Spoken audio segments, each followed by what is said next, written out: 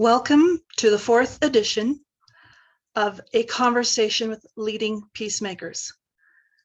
I am Jennifer Boyat.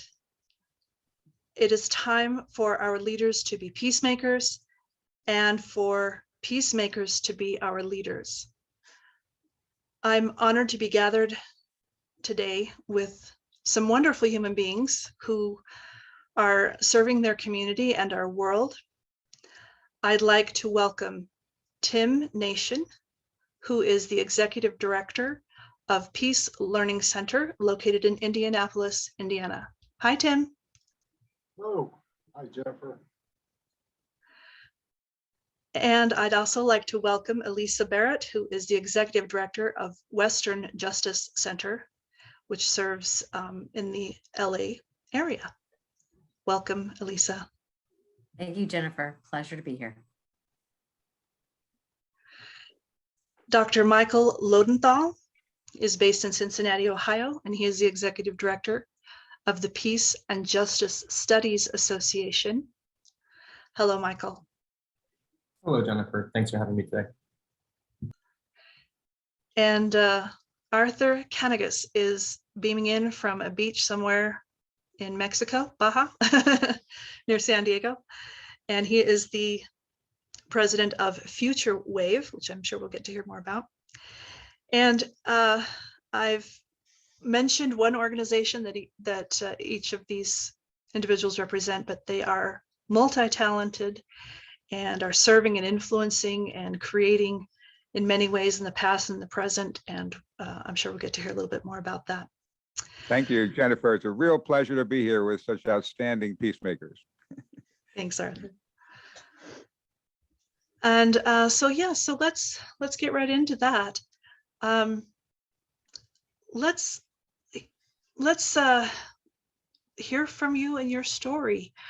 How did you choose peace? Why did you choose peace, or how did it choose you? Or if you have another way of describing your calling in the world, you surely can put that forward. And maybe some of the decision points that kind of got you where you are today and why this is your commitment. And then of course share what it is you are passionate in the middle of these days. And Michael, we'd like to hear from you first. Sure. Thank you. So, I mean, it's always a challenge answering a question like this, because for one, you know, like as a student of conflict theory, you know, we were taught things like narrative theory and the idea that, you know, what I'm about to tell you is a narrative, right? It's me placing order on events that actually aren't ordered in this way, but we'll do our best. So I grew up in Philadelphia, in a particularly, I think, racially divided period in Philadelphia's history, in the wave of the 1985 roof bombings, which were very much a part of our reality. The blocks which were destroyed were something we were frequently shown. And then before I turned 10 were the King riots, the riots inspired by Rodney King beating. And both of these events were kind of influential in my upbringing. My mother's a public school teacher in Philadelphia public schools, which are notoriously pretty terrible. My father sold hot dogs on the street in front of the Liberty Bell, also like as a street vendor in downtown Philadelphia. Again, these are both very racially charged areas, both public schools and street food vending.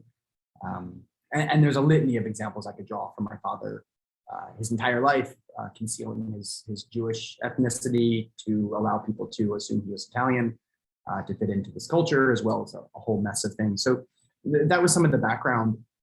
And playing into this racially divided background was pretty persistent organizing by white supremacists, what at the time we would call white power groups, mostly at the time Aryan nations.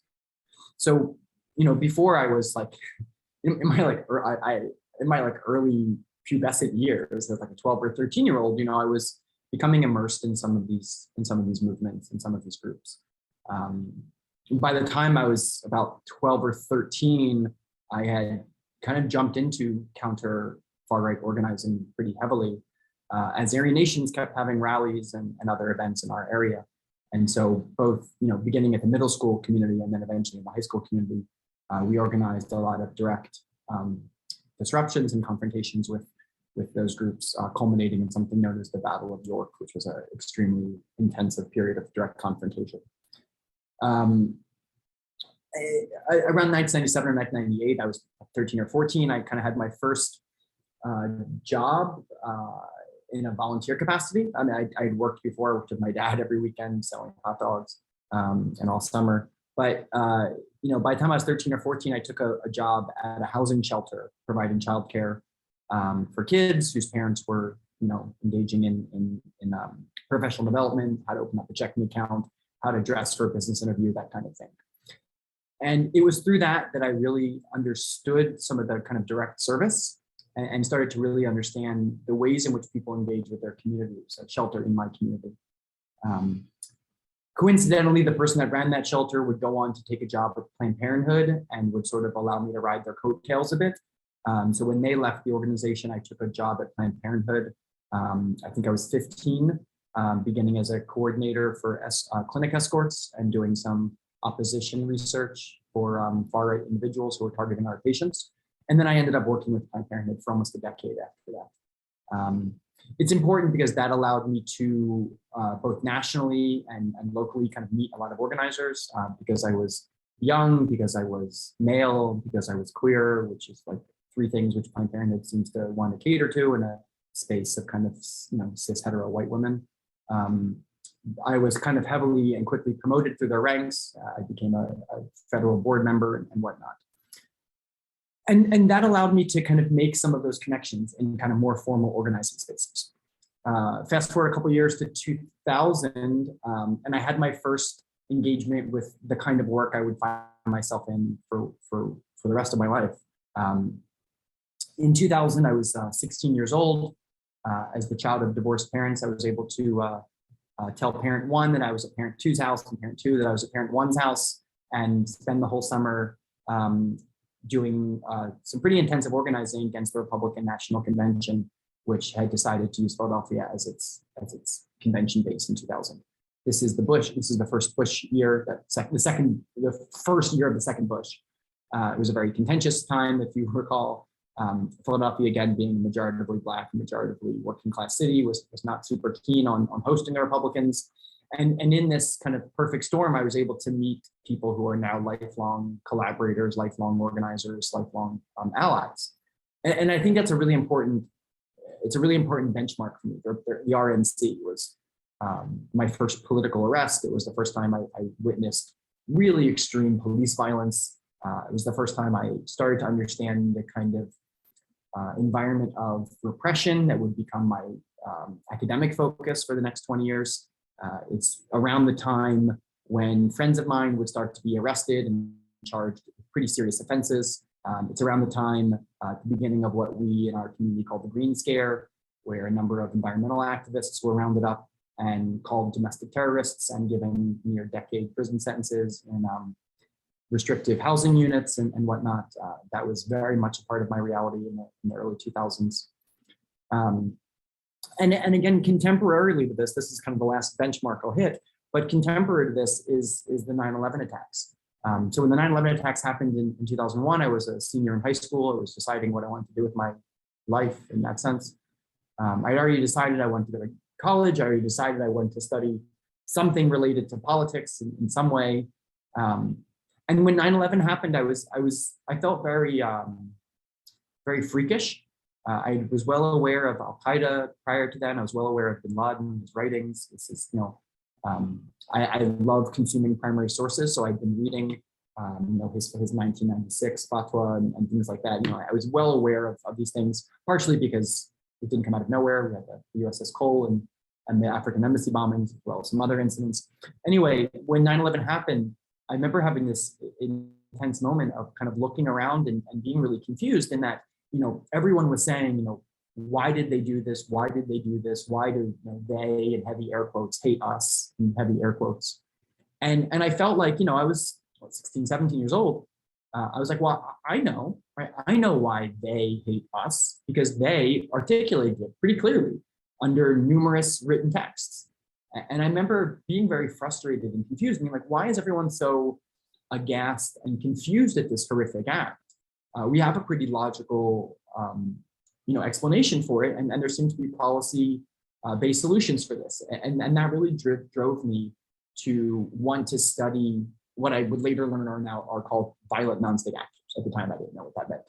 But that kind of got me into this field of studying violent non-state actors and doing mitigation work. So the work I do now, we can talk about in whatever capacity, all kind of surrounds how does one mitigate political violence through engagement with and counter-organizing to violent violent non-state actors. Now, again, since the kind of 2016, 2017 shift in this country's focus, I've focused more on the far right. Now, as I just explained, I've been focused on the far right for about 20 years, but it does seem like all of a sudden this country has an appetite to actually take this, maybe not seriously, but at least give it some attention. And so as that's become more central to the attention of this country, I focus on that more and more professionally. And now it forms a large part of my professional work. So again, as I kind of began, that's a sort of meandering narrative that I tried to kind of make sense of my own life from, again, growing up in a place where I saw a lot of violence and poverty to working for direct service and then kind of finding a focus in that in the so-called field of academia. I don't really work in academia in that sense anymore. I kind of decided to move out of that field, and so I work in direct service and practitioner fields, having taught my last, given up being a professor 2 years ago at the height of the pandemic. So yeah, I'll stop there. Thank you, Michael. That's actually quite moving. And we definitely have our personal experiences that shape what we choose to do. And what would you say is what you're in the middle of right now that would, go ahead and share that. So right now I work in a number of capacities. Most centrally, I work as a this maybe sounds more academic than this, but I work as a postdoctoral research fellow at the University of Cincinnati. I lead a research team. We study the intersection of technology and security. I also, as we said, I'm the executive director of the Peace and Justice Studies Association. So PJSA is the largest academic organization of its type in North America. We are to scholars of peace and conflict studies what the APA is to psychologists, so the ASA is to sociologists. We represent about 450 departments in the United States and Canada and have a growing membership. I also run a research center called the Prosecution Project, where we track political violence as it's prosecuted in US courts, providing that data to anyone. We provided it this week to the January 6th Select Committee, as well as USA Today and Reuters, but we give it to whomever asks. And my fourth main role is that I work as the director of research for the Bridging Divides initiative at Princeton University, which again tracks and monitors political violence in real time to seek mitigations. So there's 4 different ways. They all surround political violence, but they are increasingly less student-teacher relationship. And I really like about how you're using data that as being a part of how we make decisions and solutions in our country. That's wonderful. Elissa, please share. Thank you, Jennifer, and thank you, Michael. I think we're going to see some overlapping themes, that tapestry that we all are trying to weave together, and some similarities, although slight generational difference between our personal arcs.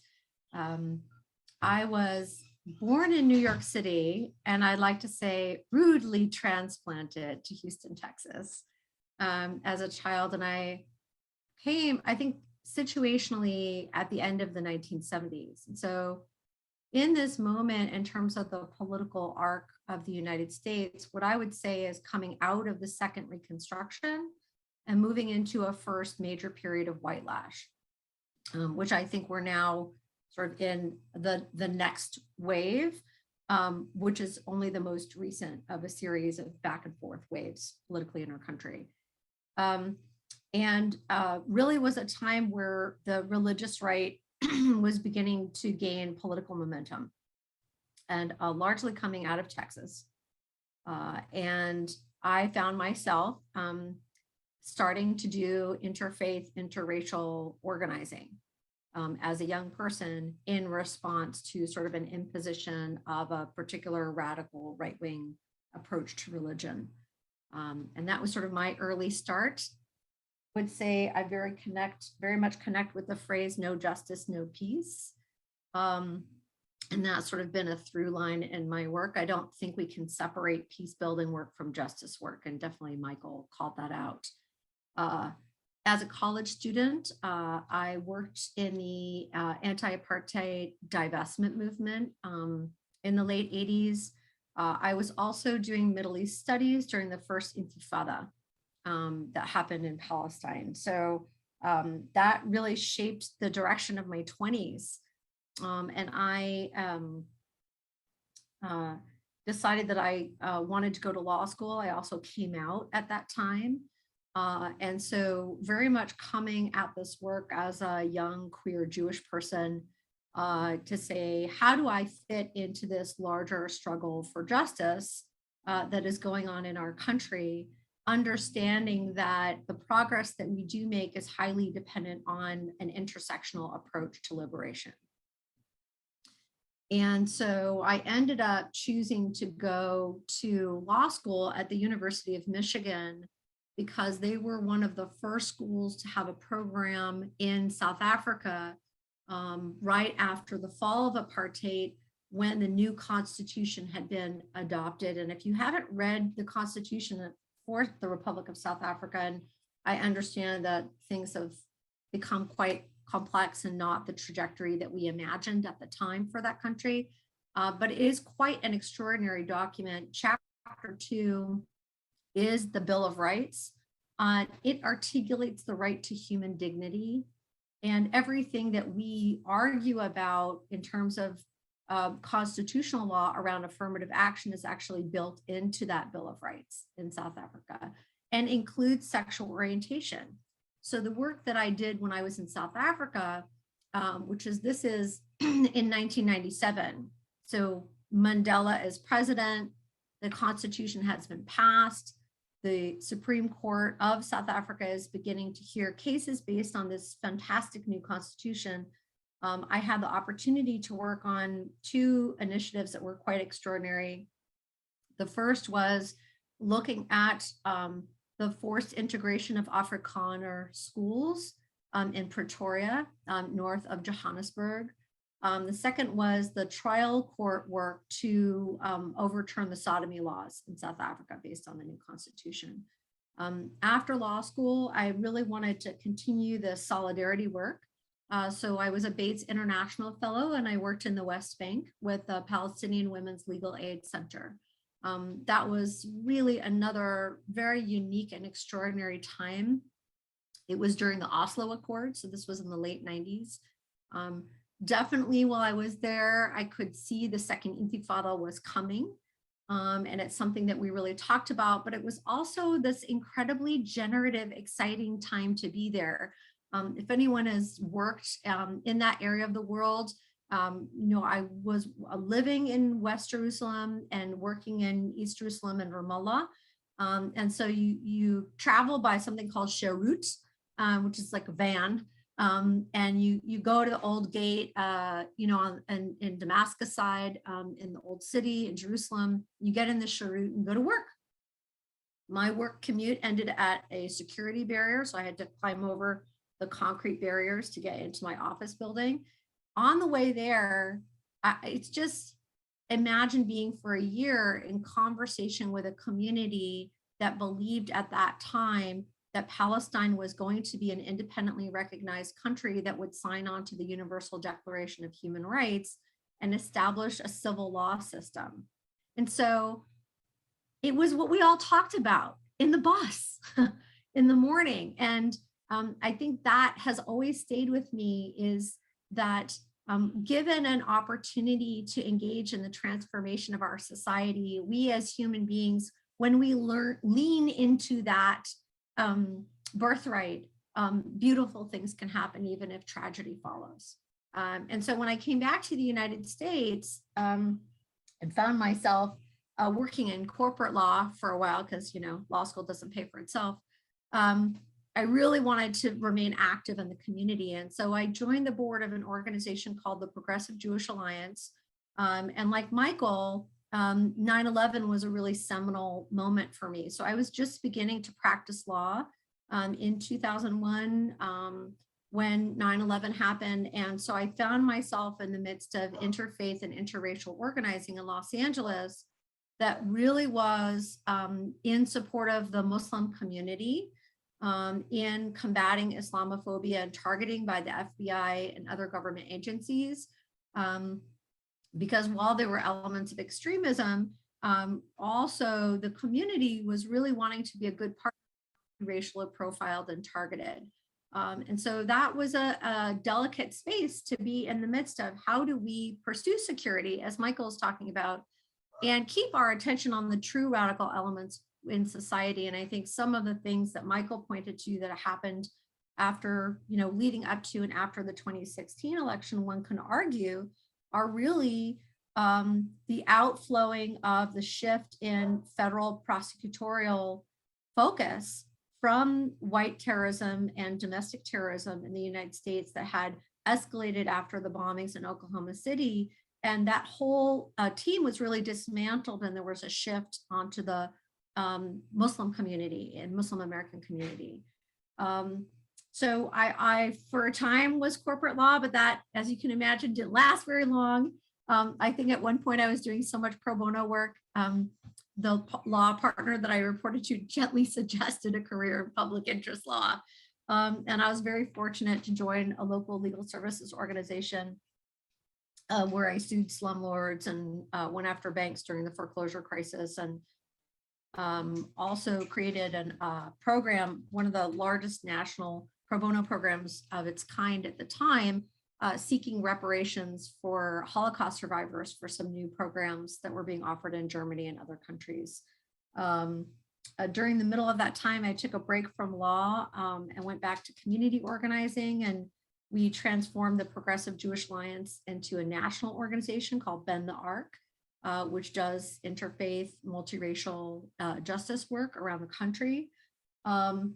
And then I found myself really at a point nearly 20 years into my legal career where I tired of litigation. And I began to ask myself, what else can be done to pursue justice and organizing that doesn't shred society in exactly the same way? It's a necessary element to have the power of advocacy, but what else is the complement?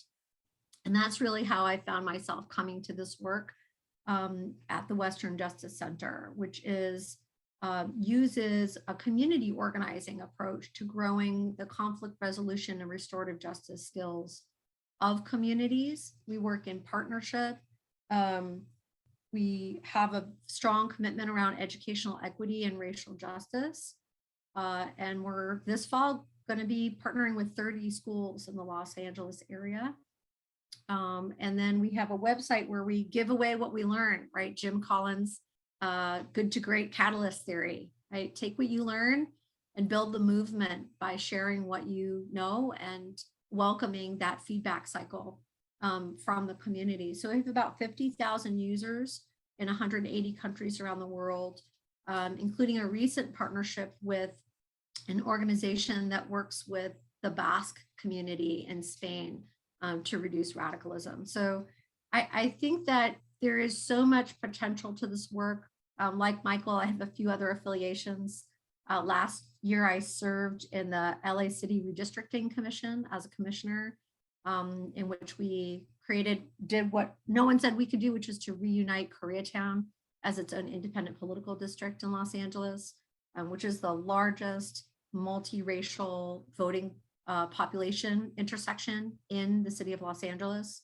And then I also serve on something called the Bridge Building Collective, which is starting to look at what kind of opportunity does the 2028 Olympics present for LA to be part of a narrative around bridge building and conflict resolution out of our history of conflict. You know, what does it mean for a community that was the epicenter of the 1992 civil unrest? to speak to a world audience through the Olympics, treating that as not just a commercial opportunity for development, but really an opportunity for the world to be in conversation with itself, as was initially intended, right, in the wake of World War II, sort of fashioning of the Olympics in that more traditional bringing together the nations for peaceful activity. That's a little bit about me. You're a warrior, Elissa. And I'm always glad to hear when things get into schools. That's our next generation. So I'm really excited to hear that. And so I've got 2028 Olympics on my calendar now. So that's exciting. And I hope you circle back around to this thread, you know, what Michael is looking at, and then what we're doing in the schools. Dylan Roof was 19, Shooter in Buffalo is 18. I think that we didn't get where we are overnight. We're not going to get out of this overnight. Really thinking about what's happening in the educational system is an important element of moving forward. Right. And I work in Albuquerque, New Mexico, and that is anything we can do in the schools and help them make different choices. That's the fertile ground for going one direction or the other. Tim, let's hear from you. What has been your life and what you're in the middle of? Thank you, Jennifer. Great to be here. And it's also great to hear from the other speakers. So what can I say about Tim Nation? A lot of people like my name. It's actually English. It's funny, I read an article recently that many of us have English background, but we don't claim it. We look for the exotic part of our background. Anyway, I grew up in Terre Haute, Indiana, home of Eugene V. Debs. And I'm a happy Hoosier who Terre Haute is also home of St. Mary's of the Woods and the Sisters of Providence. And so from a young age, I was influenced by those nuns that Sister, well, now Saint Mother Theodore Guerin she started the order in 1840, came over in a boat with 600 nuns, and within 5 years had 20 schools started and a few hospitals, and within 20 years, had a big regional thing going. And isn't that the story of this country? All these people coming here with big dreams and with a lot of action and getting things done. And those nuns showed me a lot of ways of what they like to say is providence, and also inspired me to be politically active and public service oriented. And so I have to say hats off to them. But then in the late 70s, a lot of these schools were closed and other things. It's hard on the Catholic Church. I started being a public school kid, so I got to see the other side about like how everybody's educated and kind of factory approach to education. And so I got involved in politics, and I worked for a guy who ended up being governor and a senator. His name is Evan Bai from Indiana, and his dad was Senator Birch Bai, who's really well known for helping to get the amendments to get the 18-year-olds to vote, and also helping with Title IX, which did so much for women's rights. Anyway, my political life led me into AmeriCorps. I was on the front lines, fighting against the Persian Gulf War I and II and all of that. But the opportunity to lead the state AmeriCorps program when it first started was a great opportunity that I jumped at. And I helped with that AmeriCorps work. one of our goals was to teach conflict resolution to every AmeriCorps member. And so we got well-trained national trainers to come in and do this work. And once I went through a few conflict resolution workshops, I realized it was the missing link in our culture. So many people have conflicts they don't know how to deal with. There's so much violence, especially if you put a gun in somebody's hand. That's the closest thing to thinking another person dead. And so our gun culture, our culture of violence, and even our entertainment, think about all the violence that we see every day. We got to do something about that. It's not good for our children. So we started teaching AmeriCorps members how to teach young people conflict resolution skills, started doing that in the schools for Martin Luther King Day in 1997, because AmeriCorps has a big emphasis on Martin Luther King Day. At least it did back in those days, back in the 90s, the go-go 90s. We signed up in our own local schools, Indianapolis Public Schools. We had 3,000 kids that we served over a 1-week period with a team of about 10 AmeriCorps members by going into classrooms, cafeterias, theaters. And my buddy and I were cross-country skiing out at Eagle Creek Park, which is the 4th largest city park in the country. And we came across this big mansion that we realized had been abandoned. And so we had 6 AmeriCorps positions that we could put in the building. And so when we went to the park and said, hey, look at this AmeriCorps opportunity we have, they said, well, we've had 100 other groups that have asked about the building, but you guys actually have money, and we were working with the city and the state. So they saw that we had the resources to fix the building up. They said we could be there 2 years, and now we've been here 25 years. That's the main room in the background here. So, and you know, when you work with government, things don't move very quickly.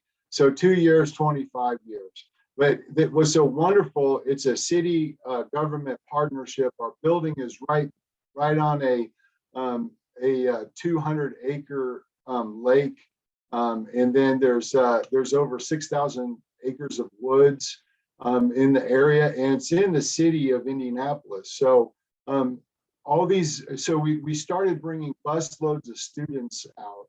Every 4th grader in the Indianapolis Public Schools, which was 55 schools, sending one classroom at a time over a 1-year period. So we got 3,500 kids that went through the program in the first year, and the school system said, my goodness, you all do great work. And so they said, do you want to run a camp for all the 6th graders for 3 days and 2 nights in Southern Indiana? And so we started a camp too for all the 6th graders. And then we started peer mediation in the classrooms. And then we started working with teachers and with their parents. And you know, we started working with adults because in the first few weeks, the kids said, hey, this stuff is great, but if the parents and the teachers don't do it, it doesn't matter. And they were right. And so, you know, we started as a corporate retreat center for kids, and then we expanded to adults too, because we all need peace skills. So where are we now? That was 25 years ago. Where we are now, we have 3 main focuses. One is social emotional learning, which is conflict resolution and all that, self-awareness, or relationship skills. That's all under social emotional learning. There's nothing evil about it, let me tell you. It's great stuff. I'm being silly. Also, we do equity work around racial equity. We do anti-racism training. We do implicit bias. And we're working more with LGBTQ and Latinx and other kind of work that way too. And then third, and I know our friends at the Western Justice Center do a lot of work in restorative justice. And we help schools, we help the Juvenile Justice Center implement restorative justice programs. So instead, if a student is facing suspensions or expulsions, they have to go into a restorative conference instead. They can choose to, and the focus of it, the harm that has been done, how to address the harm, and address the person who's been harmed and work with them to address the harm and then restore the relationship. And that's where restorative comes in. The relationships get harmed, but we need to restore the relationship.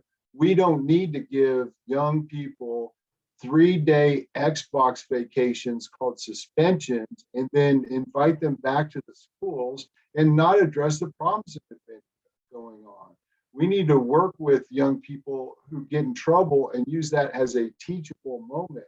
We don't need to yank all of their connections to their community and their future education just because we're mad at them. So we work with a lot of schools in that way. I'm also excited that recently, in the last 2 years, some of you may have heard of tribes learning communities. And it's a social emotional learning curriculum that is around in 55,000 schools in the world. And it's been around since the late 70s. It teaches teachers how to be facilitators, leading small groups of students for learning in cooperative and collaborative learning. And so what's exciting about that is that Peace Learning Center worked with Jeannie Gibbs, who wrote the curriculum. She's now 95 years old, and her 2 kids sought out Peace Learning Center and asked us if we would keep the program going. And so we now are the world headquarters with these 55,000 schools around the world in this social emotional learning curriculum that some people call the Bible of social emotional learning, in that it actually is much more practical than Bible because it tells you how to do things and not just like gives you a bunch of stories. So anyway, about curriculum worksheets, that's what I'm talking about. I'm not making any religious commentary here. Okay, so that's so exciting, but we're changing the name to Peace Learning Circles because it's really circular learning, and the word tribes is kind of archaic, and we need to get away from those kind of colonial words, and so it's going to be Peace Learning Circles, and we're updating the curriculum, and it's real exciting too for us because it's certified by the National CASEL, which is the certifying for social national certification board for the social emotional learning. Since we started celebrating 25 years, we've reached over 300,000 people. We've invested over $35 million in programming, and we had all those AmeriCorps members for 10 years. And we built our programs up to 50 full-time AmeriCorps members. So we have like 300 AmeriCorps alums out there. And it's great the community that we've been able to build since we started back in 1997. And I've been there since the start. And so it's been great to see how things have grown. I also have to say, thank goodness we started working on racial equity programs 10 years ago, because when 2020 happened, we were in a good place to serve our community, and we weren't, just chasing after something, and trying to become an anti-racist organization. And what that really means has also been a challenge for a white guy like me. But the work that's needs to get done, and I just think about myself down that path 5 or 10 years ago and how far I've come, and I know we have as a country have gone backwards in some ways, but I really don't think we've gone backwards. I think some people are trying to drag us backwards, but just like 2020 was the summer of Black Lives Matter, 2021 was the summer of White Lives Matter. Actually, the White Lives got the whole year of 2021 with all the CRT, anti-CRT work, and all the other kinds of things that are trying to destroy our kids and adults being educated into the injustices that still need to be addressed. We can't forget this stuff, and we can't just let a few bullies push us out of the room and not allow us to get the word out and to organize and to bring people together. Because ultimately, people are scared. White people are scared that they're going to have to lose something. But we all have to remind ourselves that 95% of us only have 5% of the resources. That means 5% of the people, even if they shared another 5% with us, we'd have twice as much. And so this idea that we have to give something up because of a Black person or somebody from Mexico is just false. And we're getting put in the wrong direction, and we need to wake up to that. So I'll get off my soapbox, and that's why I do the work I do. Awesome. And I think Arthur might have something to say about all of us being on the ark, I guess. More about that too. So it's actually wonderful how I want to say overlap. I don't know. I'm trying to think of some smarter word, but honestly, the overlap is that we're human beings, and we just want to be, have our lives without threat. Arthur, love to hear from you now.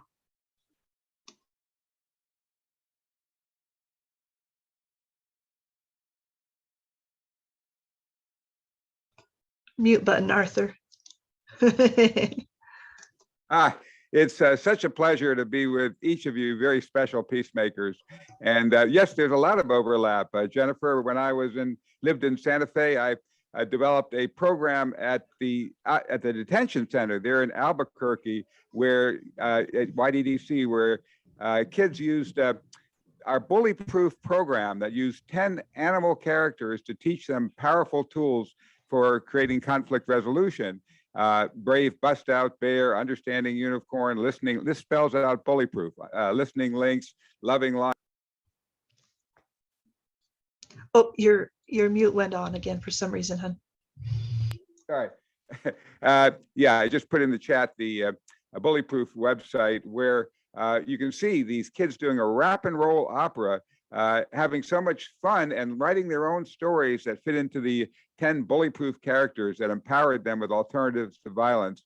And the young people there said, hey, if we'd had a program like this, we wouldn't be here in the first place. We always thought there were only two choices. We'd either fight or we'd be a chicken and we'd fight or flight, and we'd end up picked on the rest of our lives. If we knew there were all these other choices, we wouldn't be here. We wouldn't have killed the person or whatever happened that sent them into the detention center. And then with each of you, with Elissa, I loved your talk and about my daughter actually also worked in a law firm and was working on Native American rights in Washington, D.C., and hated to have to bill the tribes for every little thing she did. So she left and she worked in the nonprofit sector and now heads the American Friends Service Committee in Washington, working both with all kinds of these issues, from Native American to Palestinian rights, other things. And let's see, Michael, yeah, in Philadelphia with during the MOVE class, I worked in the American Friends Service Committee there in Philadelphia, and my brother was the Quaker who got arrested trying to be a peacemaker during the MOVE melee, and there were front page stories when he was handcuffed and led off to prison and all this, and the newspapers there started a Kanegis Watch daily column. I helped work with the press there to do this, and they said day one, this innocent Quaker's in jail. Day two, because I found film footage that absolutely proved that the policeman had lied, that he didn't obstruct the policeman from blocking a person who anyway, what happened is that he finally got released after 10 days with all the media attention, and it was a good story. So connected with you. And Tim, I was a Hoosier for 4 years when I went to Earlham College in Richmond, Indiana. And I love all the things you've talked about conflict resolution, tying into bullyproof, et cetera. And so now getting to me, currently I'm Arthur Kanegis. I'm a world citizen, as you can see from our t-shirt, from our movie. It's got the world is my country in numerous languages, Russian, Chinese, Japanese, Arabic, Hebrew, et cetera. And the key, this is where my path took me. It started off really when I was 4 years old, and I said to my dad, Daddy, why don't they take all the guns and melt them down and turn them into doorknobs? Well, ever since, I've been trying to find the doorknobs to open the door to peace. And I, right after Earlham College, where we were organizing peace demonstrations and so on, I went to work at the American Friends Service Committee in Philadelphia, working on a program to expose the military-industrial complex, Eisenhower's incredible speech warning to the nation, following up on that. And we had a powerful impact around the world in helping to get organizations going on helping to take the corporate angle, like the Honeywell project. You know, here you're buying these thermostats and so on, but this company is making these flechettes that are tearing into people's flesh. And many of these companies got out of it when people organized protests that, hey, this isn't the way we want to have our company identified in the public and the press. So I worked there, and then I had an opportunity to work in Washington, D.C. for the Center for Defense Information. Now, let me back up a little bit to my personal motivation when I was in high school. I was in high school during the Cuban Missile Crisis, and I remember friends coming to our house and saying they're being mobilized and called up for the military, and the teachers in school were telling us that we're supposed to get down there, hide under our desk, put our hands over our head, you know, and I said, no way. Have you seen the pictures of Hiroshima? This building's not going to be here. You know, we've got to stop nuclear war. We've got to prevent nuclear war. And I refused to do it. I got sent to the principal's office, and I did a lot of things you weren't supposed to do. I brought peace pilgrims to talk to all the classes unauthorized without getting any permission. And just, you know, we did a lot of things. I would get in trouble, but we would help educate the other kids about the need to start turning things around. So given that that was one of the key things that pushed me into needing to move toward devoting my life to peace, I went to work at, as I mentioned, at AFSC and then at the Center for Defense Information, because I understood what we just met, what you just mentioned about the importance of shifting this culture of violence to a culture of peace, and that the media was, and the TV and all the stories that tell us this false story of the hero with the big gun, that somehow the guy who blows away the bad guy who lives happily ever after, rides off in the sunset with the girl. It never really happens. It's all a fairy tale story. And we had to get the real story out about, you know, it really is humans developed as a partnership culture. And that's where our power is. War is, military power is an oxymoron. There's no such thing, because military is powerless when the greatest empires can spend decades trying to fight small little, you know, tribesmen in Afghanistan or people in the jungle in Vietnam and can't beat them. There's no such thing as military power. The power is in the nonviolent force, and that we'll get to later. So anyway, I went to, so at the Center for Defense Information, I produced a film called War Without Winners with Paul Newman. And we had that playing widely on across the country on television stations. And I'd organized a special program where we would buy time on the key channels like Channel 5 in New York. And then Paul Newman would come on with a pitch for funds to help the nuclear freeze, and we'd buy time in the next city. And we got that film shown all over the country with that process. And Paul Newman was a great guy to work with. He was really incredible. So I then, you know, we got like 10,000 letters from people who've been moved by the film, and people who said, you know, I grew up in a military family. I've never heard a general or admiral talking like this about, you know, Admiral Iraq, who headed the center, said, I took a pledge to defend and protect this country. You can't do it with nuclear war. That's the end of our country. The only way is not to fight and win a nuclear war, but to avert it. And this reached a lot of people. And of course, we also had Haskell Wexler, our cinematographer, travel across the U.S. and the Soviet Union, interviewing people of all walks of life. And you see Russian people, you know, and their hopes for peace. It's very relevant today. If you go to warwithoutwinners.com, you'll get to see that movie we made back then. But then I got a really big opportunity growing out of that to become the nuclear war researcher for the movie The Day After.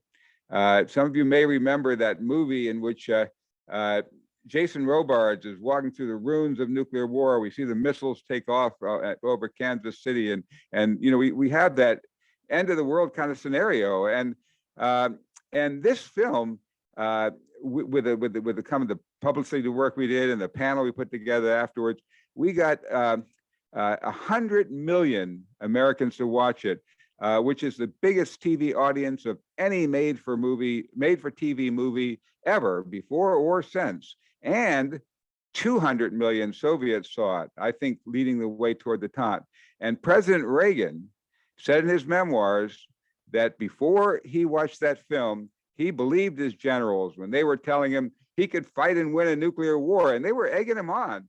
And once he saw that, he said, no way. And he had to begin the strategic arms limitation talks with the Soviet Union, which did indeed cut back and take us back from the brink. Now I hope leaders now know the destructive impact of nuclear war and don't fall for what the generals are telling them on each side. It doesn't matter which side of the conflict you're on. It's always a bad guy. There's always this is the villain. We've got to fight him. It's a system. It's the war system. And so I was on a quest to try to, how do we use the power of film to turn things around? And I found an incredible story. I found the story of world citizen number one, Gary Davis, who many have never heard of, but in 1948, he became a huge media sensation. You've got to see our film. Go to theworldismycountry.com. I can put that also in the link here. Let's see where we go. We go this one. Here we go.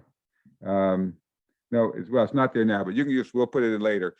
Theworldismycountry.com. And what happened is that he was a bomber pilot in World War II, and he was a song and dance man on Broadway. And he said, what am I doing here, killing people in their homes and schools and factories? You know, I'm here to make, I'm here to entertain people and make them laugh, not here to, to blow people up. And he was so troubled after the war when he saw the footage of Hiroshima. He said, gee, what if I'm recalled and have to bomb Moscow in a war that would end the world? So he went to Paris, where the UN was meeting before it was built on, the building was built on the East River in 1948.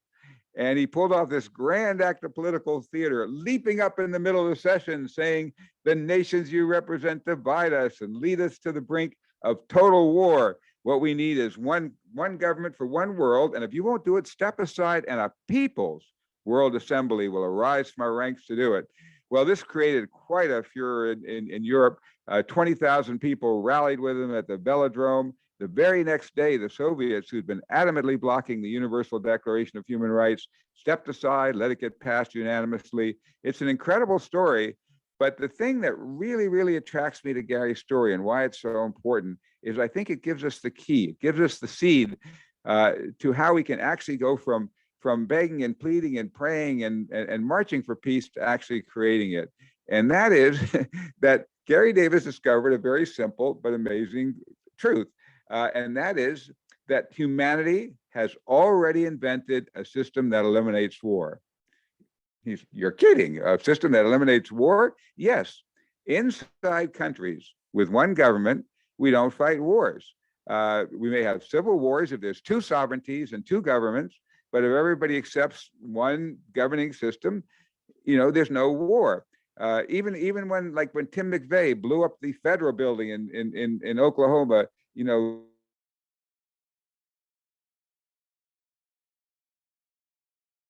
this is a problem.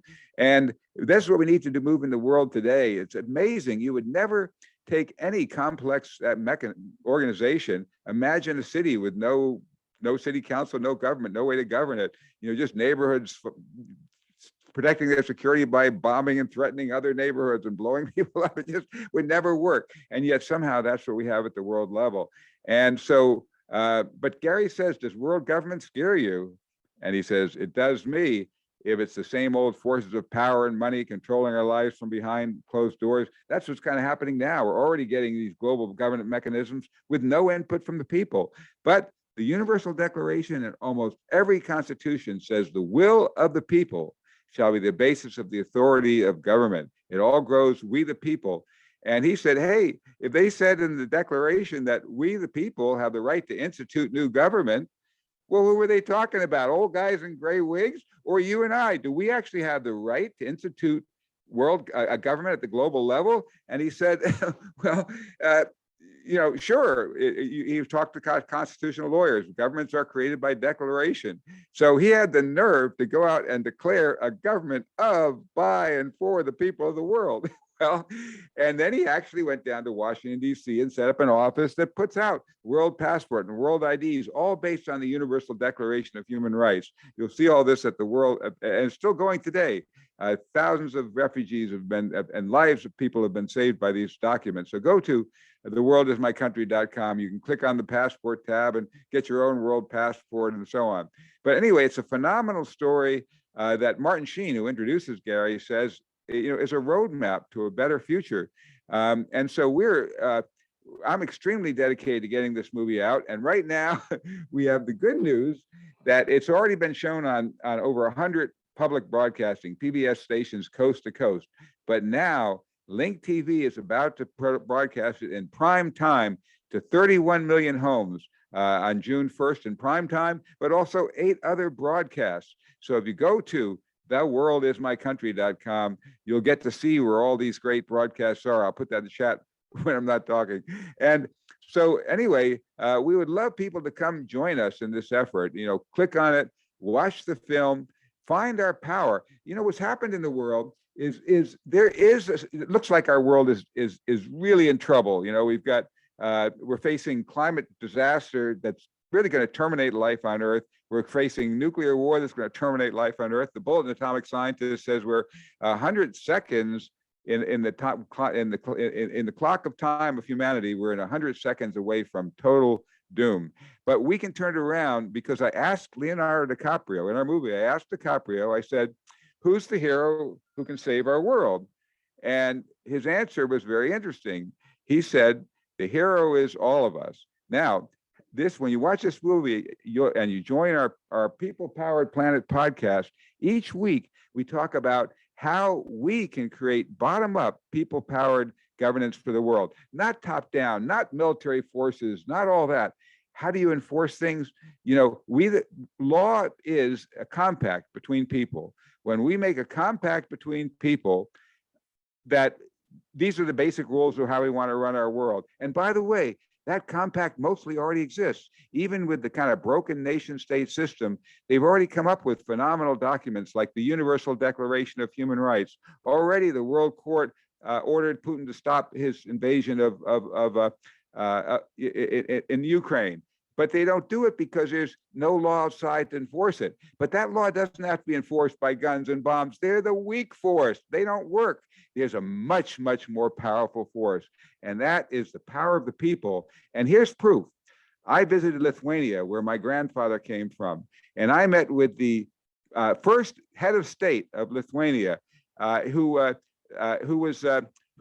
led the singing revolution. And here's the incredible thing. They had the same kind of invasion that's happening with Ukraine, with all the tanks pouring in and so on. And what happened? This was the people had a singing revolution blocking all the tanks. When I went there, my tour guide said, "Yes, I climbed on this building near the TV tower, and I was telling people, oh, the tanks are coming down Revolutionary Avenue."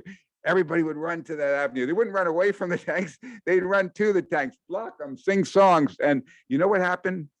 14 protesters got killed, but the Soviet Union lost. They pulled out. Lithuania became the first nation to go independent from the Soviet Union, not with all the hospitals bombed and all this terrible stuff, because they didn't use violence, which then says it's okay for the other side to use violence. They used the power of nonviolence. That is a real power in the world. And you know what? We don't even know it. Why doesn't everybody in the world know that this incredible thing happened and worked?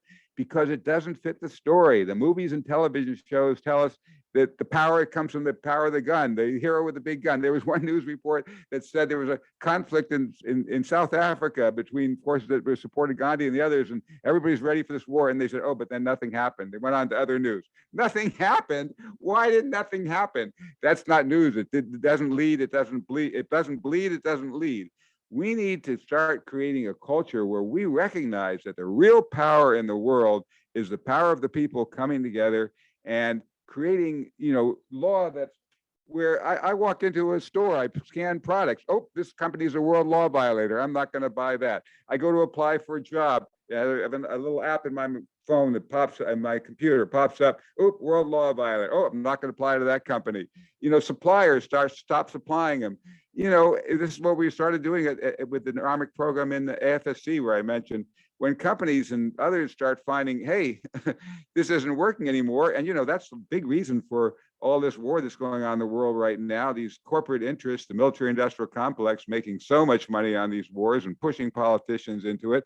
We have to take that out. What's happened is the reason why we think we're weak is because we, the people, are locked in these boxes called nation states. When corporations were first founded in Jefferson's era, they were under the people, 25-year charter to build a railroad or serve public good. And if they didn't do it, their charter would be pulled. But because we, the people, are in those boxes and they operate globally, they started saying, well, you'll do that, we'll move to another country. If you tax us, if you try to stop our pollution, we'll move to a country where we can pollute all we want. And so they came out on top of the people. They got all the money and the best politicians money could buy. And you can't force them back in that box. The only solution is for we, the people, to step out of that into our rightful role as not the governed, but the governors of our small planet. Arthur, that's awesome. I've often contemplated world citizenship and how that might work. And it's good to hear people a couple steps ahead of me. I'll have to take a look at that. And you also touched on something I've thought about quite a bit, that the people who do want peace and are more. There's more of us who at least want to just live our lives. But we're kind of led by the nose by some of these bigger structures, and again try to contemplate how we are able to do something differently. That's wonderful. Okay, well, we have a few more minutes, and I actually had something I was going to ask as a follow-up that just kind of got my curiosity, and then maybe you let some of you maybe ask questions or comment from of each other. And Tim, I was actually wondering, in your work over the decades as you're with the young people, do you have any examples of how that's actually changed? I mean, it's wonderful to go through a program, and are you seeing some actual things that happen in the community and in the kids and in the schools that have come from that? Anything else you can shed light on that? I'm just curious. Yeah, that's a great question. And all along, we've tried to evaluate our effectiveness in different ways, pre-post surveys and discipline reports at schools and those sorts of things. Now, the most amazing stories I can tell you is just one school, elementary school, that we started working with a few years ago. When we started, they had over 400 suspensions a year. And this year, the school year that's about ready to end, they're down to 0 because they don't suspend kids. We need to abolish suspensions and expulsions. What's so ironic is we have these institutions that have these procedures that are supposed to help people, but then we learn that they actually traumatize our children, like the juvenile justice system, like suspensions and expulsions, and like corporal punishment. Those things, those cause trauma to our children. And why do we allow our government to traumatize our children? So then another good statistic that I can cite, we were working at the Indiana Girls School, which is a a prison for juveniles under 18. One of the things that we found, we tracked the 41 girls who went through the program. It was a more intensive 6 or 8 week program. And we found that before this group went through the program, they averaged a D, as in dog average, but then raised their grades as a group to B. And then only less than 5% recidivated through the juvenile justice system, where the average is like over 25%. So we have good statistics like that. And at the Indiana Boys School, and I'm citing, we mainly work with schools, but it's harder for us to prove that we did this at a school because any school might have 5 different programs. But at these institutions, we can talk about specifically about our kids and what we did. But at the Indiana Boys School, they allowed us to work with every young man that was coming in the institution for 4 full days out of their 10-day orientation. So we got to see everybody before they got into the general population. Over a 3-year period, they went from over 300 violent incidents, what they call JCR violations, a month to less than 20 a month after 3 years. And that was not only working on the kids to make sure that they know conflict resolution skills and all that, but that was also working with the guards and the teachers in the institution, and also looking at what guards were having problems with kids and writing kids up all the time, and working one-on-one with them, and to see if they could do better at their problem solving. So those are some of the statistics that I can cite. But I just want to tell one more story because it shows what restorative justice is about. One of the things that we do are community circles in a classroom with a group of 3rd graders. There were these toys the teacher had that she would use for teaching, and it was for kids to play with, and they started disappearing. And then some of the kids were missing some of the things that they had in their desk. And so they had a community circle about what stealing means and how it affects people. And so some of the students got to talk about their perspective, and the teacher got to talk about her perspective. And one of the students got up, got his backpack, opened it up, and gave the teacher back the things that were missing and the students things that were missing. And then said that we later found out that student was a foster student, and told the teacher that this kid has to live in a lot of different houses, and he was taking things from the classroom that he made him feel comfortable and reminded him about the classroom because that's the only place he felt safe. And so the kid addressed the issue and wasn't suspended and wasn't ostracized for stealing. But imagine what would have happened otherwise. So that's just a story about the kinds of what happens when you take a different approach. Thank you. And Elissa, you're doing, you take it with what you're doing. Yeah, I mean, it's really exciting, Jennifer. Thank you for bringing us all together. And what an extraordinary group of people. It's such an honor to be on screen with each of you. It's encouraging and energizing to see all of us putting our work in the same direction, even though we might have a different lane that we're working in. Yes, Peace Learning Center and Western Justice Center are doing very similar work.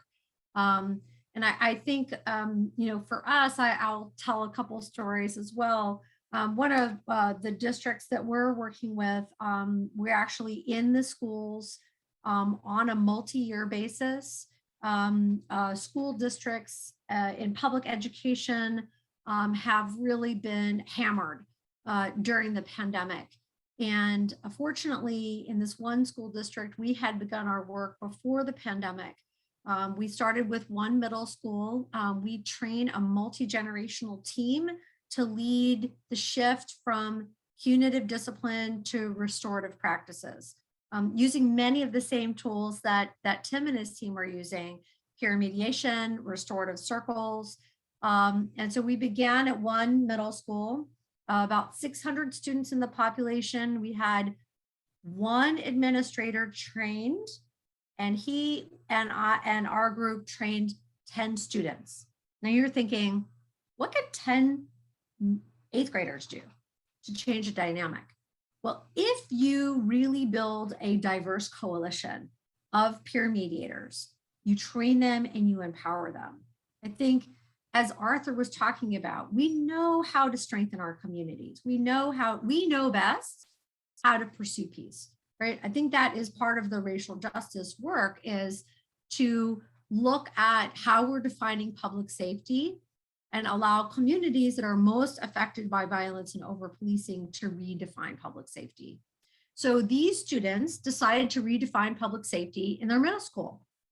And in addition to doing formal peer mediations, they decided to become a roving peacekeeping force during lunchtime and recess, which they identified as the period that was of greatest violence.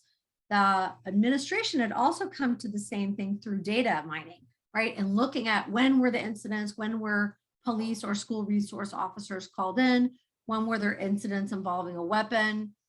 Well, this school had so much violence happening during those times of the day that the faculty, the teachers, would report in the bell that announced those periods starting, feeling that tension build in their bodies. Well, these 10 young people made such a shift. They had 0 incidents of physical violence, 600 students, 10 mediators, right? And then they went further. They went further and they said, that's not enough. We're going to tell you 2 other problems that we think you adults need to get on top of. One is the fights outside the girls' restroom are not catty girl drama. They are drug-based vaping conflicts. That's actually what's happening. And we want you to work with us to address that. The other thing that we see as a problem is there's a lot of gang activity outside the school campus, and people are afraid and they're bringing weapons to defend themselves. And we would like to have a weapon turn-in program. And so we're going to bring students to you with vaping tools and weapons, and we're going to be turning things in, and you're not calling the police. You're not going to get kids in trouble. What you are going to do is get them help. Because if they're coming and they're doing either of those things, that's a cry for help. We know our friends. We know they're in trouble. We know what's going on at home. And you need to step up as adults and be present for what we feel we need to pursue peacemaking in our community. So imagine the incredible result of that one school pre-pandemic has grown now to 7 schools within that district, both high schools, all 3 middle schools, and now we have 2 of the elementary schools coming online. And what's been really extraordinary, and we work, multiply that out times manyfold as Tim does in his work as well. But what's been really exciting is also beginning to train up the team of adults around the students to support them so that we make a cognitive shift, right? We ask, why do we punish? Why do we punish people? What are we hoping to achieve? Is there any science that demonstrates that the punitive approach to trying to force a change in behavior actually works? It does not. What Tim was talking about in diversion programs, where we give people a choice, right, to heal the wound within the community collaboratively, that's actually what makes a shift over time. And so what we found now that's also happening in the district is the mediation work and the anti-racism work are really coming together. And I'll tell you this one last thing. We have had some incidents at the elementary school level with racism through hate speech that started online in the 4th and 5th graders and has filtered into the physical environment. Now the kids are back in person. And the first response was, these kids need to be suspended. And then there was a pause. And then they said, but wait a second, we're doing this work with the Western Justice Center. Didn't we learn this thing about, what was that? Restorative circles, circle practice. Could that actually be a better way for us to do this? So they brought us in and we held an initial circle with the students who had identified. And we said, what do you think the impact has been? We talked with some of the kids who had been impacted. And they decided that what they wanted to do was to create their own set of cultural norms to self-govern behavior in their elementary school. And that they would deliver these norms as a set of demands to the administration to be implemented. And now there's a group of them in the 6th grade that are also looking at, so when I graduate, when I promote to middle school, if I've been part of this conversation around what kind of norms I want to govern the community that I am in, how am I planning on being a leader and bringing that to the middle school that I'm going to go to next year? And this is really what Tim was talking about, a grassroots, bottom up. Arthur, Michael, you all have talked about the same thing. This is a bottom up approach to changing culture. And I think when we talk about some of the push and radicalism on the other end, this work is slower, right? It's a slower build. It's community organizing. It takes time. You have to build trust. But I do think of it as kind of a vaccine against extremism. Because if we learn these muscles, if we learn this different way of doing things, we understand the change that can be made. And part of what we're very excited about is that we now have a research partnership with the USC School of Education for their Center for Education Policy, Equity, and Governance, looking at in the Los Angeles area, these decisions being made as a result of the Black Lives Matter movement to decrease budgets for campus police. And what are we replacing that with? And how is this intervention prevention work on the early end of the school to prison pipeline part of the longer term solution for that? And how do we actually build self-governance structure to sustain this work over time so that it's not just that group of students, it's really the whole community school system that begins to shift over time. Spectacular, Elissa. Yeah. Actually, Michael, you're working in a different arena, but as we, yours is data-based, and I'm actually wondering if you have any examples or stories of consequences as you're working with the prosecution project or anything that you're working with, what you've seen change or happen, or any comment or thoughts that you've had as you've been listening today.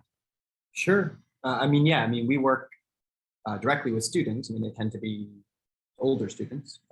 Prosecution project, I've trained 170 odd students over the last 5 years who have worked. Currently, we I think have 40 who are working on our research team. And certainly we've seen a lot change. For one, the entire nature of the university system has been, I think, permanently altered by the pandemic. Many people, myself included, decided to leave academia or were pushed out of academia. I'll give a bit of detail to that, but I was in the contingent teaching roles as a visiting professor at Miami University. And long story short is that they laid off all of their professors, which they had to pay. They would take issue with that, probably, with that depiction, but they laid off all non-tenure line, non-externally funded professors. So anyone who wasn't being paid by some big grant and who they were able to let go, they did. And so so in the short term, that was very frustrating because we're using the classroom space and the student labor to run the project. But in the long term, it's quite beneficial because we were forced to decentralize and deterritorialize. And so following the loss of the physical classroom, I moved the program entirely online, beginning at that university and then radically and rapidly expanding. So now we have people all around the United States. We have numerous people in other continents, but because it's a US law project, we tend to get people who are in the US. And so the nature of the work has changed in that it was a classroom-based thing that people did for credit to now it's an entirely volunteer, entirely student-governed decentralized learning platform. And it's actually, growing in capacity quite rapidly. So we just did a recruitment call for our summer cohort and received like probably 3 times more people than we could actually take on. And we're able to train, I think, 20 new team members who are starting this month. And so that's changed, the structural thing. But the other thing is that the thing we're looking at, right, political violence has changed in this country. We began this project in 2017 to make sense of 2 co-occurring trends. One was a radical rise in white supremacist violence, specifically violence that was more acute and more lethal. So white supremacist violence is nothing new to this country in any sense, dating back to its founding. But we were looking at, people going out and committing people crossing state lines and committing murders, people, engaging in what we call accelerationist plots. And at precisely the same time, within the same, 4-month semester, there was the largest arrest and indictment of activists in the United States in quite some time. The arrest and charging of nearly 240 people, myself included, with what would have been potential life prison sentences for disrupting the inauguration of then President Donald Trump.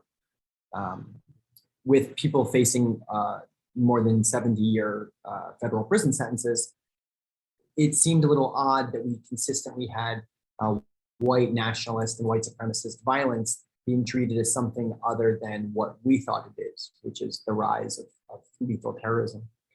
And so when these 2 things were co-occurring, both the J20 prosecutions and this rapid rise of violence from the right, we decided to form a project which could empirically look at these occurrences, these co-occurrences. Prosecution Project seeks to answer a pretty central question, which is, what is the relationship between who a defendant is, what sort of crime they've committed, and how they're treated in the justice system? We began with the presumption that ethnicity and coming off of the 9/11 prosecutions and the period of Islamophobia, we kind of presumed that ethnicity and religion and nationality would be the largest correlation or the largest correlating factors for prison sentence, and it actually wasn't. It's a number of other things, but we were trying to look at what those connections are, and I think that those connections themselves have changed. Again, even in 2017, when we started processing this, we were looking at sort of the tail end, or I guess the middle to the tail end of a lot of the material support cases. So these are the people who attempted or successfully went to Syria or Afghanistan or Iraq or Somalia, a few other places to fight with Salafi jihadist groups. So we caught a lot of those cases. Dating back farther, because we backdate all the way to 1990, we caught the tail end of the anti-government and militia movement, epitomized by the McVeigh bombings, the Oklahoma City bombings. And what we've seen now is that these movements really have metastasized and expanded in ways in which I don't think people would have predicted. So we have these, what FBI Director Wray calls blended ideological terrorism. But this is people who are Salafi jihadists and neo-Nazis and Satanists, for example. There's a case, that's a specific case I'm referencing. Or people who are environmentalists and fascists, so eco-fascists. So these kind of blending of extremist or radical ideologies that are then being mainstreamed. Even in the last, just thinking of trends, even in the last 3 or 4 years, we have the development of entirely new extremist movements and ideologies, from the QAnon conspiracy, which is so integrated itself into mainstream politics, to the so-called Boogaloo movement of people who are trying to provoke civil war, to the groups that we're often focusing on, which is accelerationist neo-Nazis. Again, to groups which I don't think we even could have predicted 10 years ago. Groups like involuntary celibates, so-called incels, who are committing somewhat radical acts and lethal acts. So the nature of what we're studying has changed, and I think the means through which we are studying it has been forced to change in light of the changing nature of higher education. That's my main takeaway from that. Thank you. And we are actually at the end of our time. We could talk for another 8 hours, I guess, and then all the problems will be solved, right? so what I'd like to do, and if you could maybe give me a 30-second sound bite, maybe just something as people are listening, give them your advice. If there's something you could say, hey, go do in the next 24 hours, it could be as simple as something that you're sharing, or maybe a bit from your own philosophy of life. And you can do this either thinking of personal peace or community peace or world peace, whatever level is meaningful to you. Yeah, just some advice if someone is either wanting to help serve their community or they're wanting to find more peace, again, whatever is meaningful for you. What would you tell them to do? And if you could, we'll close out with those thoughts. And Tim, go ahead. It only takes one person to start the peacemaking process. Be the peacemaker that you're waiting for. When faced with peace, ask questions. Don't make assumptions. We all need to learn how to ask more questions because we get caught in our assumptions. So think about that. Think about how all the professionals in this world ask questions, and we all need to learn how to do that better. Thank you. Elissa? Yeah, I'm right there with Tim. Plant the seed. I remember I was part of a Jewish Muslim text study group after 9/11, and we were looking at commonalities in the text between the Quran and the Torah around this command before the Messiah arrives, or if Messiah arrives and you're called to come in the street, first plant a seed. Why do you do that? Because the work is never done. And it's up to each of us to continue to plant the seeds. So like Tim said, it takes one person and one person and one person and one person. Lovely. Agreed. Michael? Yeah, it's hard to kind of wrap it up, for sure. But I would say the two things that I have as takeaways from the work I've done is one is to meet people where they're at, which I think is a hard thing to do. We often try to meet people where we want them to be, but both from, at least I mentioned it, but I've worked in Palestinian communities as well, and it was a constant conversation we had coming up between challenges people had with occupation and colonialism and how that interacted with other gender-based identity movements. And for example, just meeting people where they are and not trying to presume where they are, nor trying to bring them to a place that they're not able or willing to go in that time frame.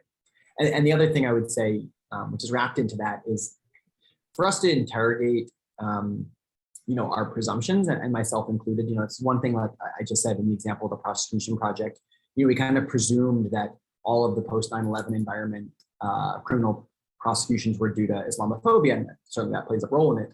But when we looked at that through a measurable way, we saw that the answer is actually far more complex.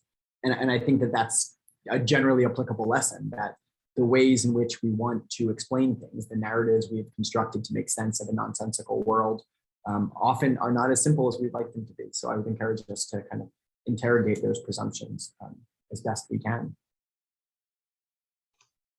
Thank you. And Arthur, you get the last word. Close this out. What's your wisdom? Oh, mute. As Elissa said, punishment doesn't work. There's no empirical evidence that it works. And yet, this is what we're trying to do everywhere. We're going to punish Putin. We're going to punish the Vietnamese or the Afghans or the Syrians. We're going to bomb them. We're going to punish them, and we're going to force them to do what we want. And it never, ever works at the global level, at the local level, with kids in school. So what does work? Partnership, not punishment.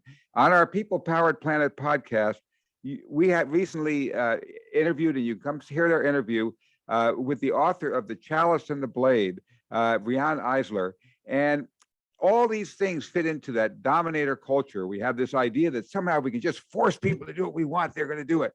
And it never works. It's a dominator culture. And yet what actually evolved civilization, which actually made human civilization possible, was partnership. Come hear it, because that's the key. Partnership, not punishment. go to theworldismycountry.com. You'll click on the link for our podcast and hear her. You'll click on the link to watch our film. Come to theworldismycountry.com. Thank you. Thank you, Arthur. Thank you, everyone. And if you've been listening, I hope you felt inspired that you can serve, maybe ways how you can serve, and that it's worth your time and energy, and that things do, it can seem daunting, but that the dial does move if we plant our seeds and cultivate them. So thank you to my panelists, and yeah, goodbye for now.